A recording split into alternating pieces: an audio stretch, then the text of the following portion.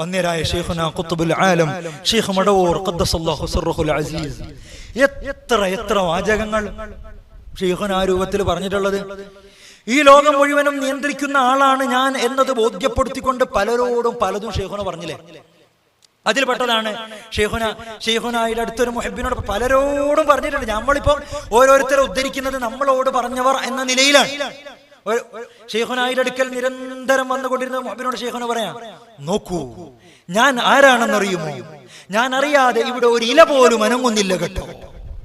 അതാണ്, ഇവിടെ ഒരു ഇല അനങ്ങണമെങ്കിൽ അവരറിയണം. ആ രൂപത്തിൽ ഈ പ്രത്യക്ഷ ലോകത്ത് തന്നെ അവർക്കുള്ള തസറുഫ് തന്നെയാണ് മഹാന്മാർ പലപ്പോഴും ആവർത്തിച്ചു പറഞ്ഞിട്ടുള്ളത്. ഇലയനക്കങ്ങൾ അവരറിയും.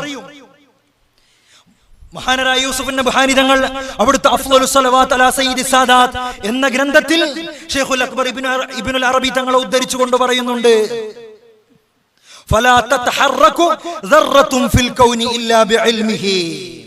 ലോകത്ത് ഒരു അണു പോലും ചലിക്കുകയില്ല ഇല്ലാ ബിഇൽമിഹി. ആ അൽ ഖുത്ബിന്റെ ഖുത്ബു ദായിറത്തുൽ വജൂദിന്റെ അറിവില്ലാതെ ഒരു അണു പോലും ചലിക്കൂല. വലാ തസ്കുനു ഇല്ലാ ബിഹുക്മിഹി ലിഅന്നഹു മദ്ഹറുൽ ഹഖ് വമഅദിനുസ് സിദ്ഖ്. അവരെ ഹുക്മ പ്രകാരമാണ് ഇവിടെ ചലന നിശ്ചലനങ്ങൾ മുഴുവനും നടന്നുകൊണ്ടിരിക്കുന്നത്.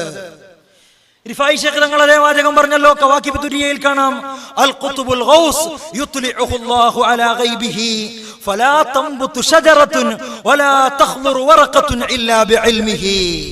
അവരെ ഇൽമില്ലാതെ ഒരു മരവും ഇവിടെ മുളക്കുകയില്ല, ഒരൊറ്റ ഇല പോലും പച്ചിലയായി വരികയില്ല, പച്ചപ്പ് വരില്ല, ഇല്ലാ ബിഇൽമിഹി, അവരെ അറിവില്ലാതെ.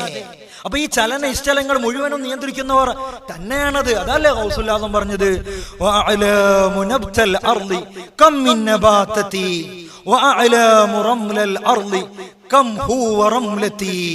ലോകത്തുള്ള സസ്യലതാദികളുടെ ഒക്കെ എണ്ണങ്ങൾ എനിക്കറിയാം, മണൽത്തരികളുടെ കണക്കുകൾ എനിക്കറിയാം. അതൊക്കെ ആലങ്കാരിക പ്രയോഗങ്ങളല്ല, എല്ലാം അറിയുന്നത് തന്നെയാണ്.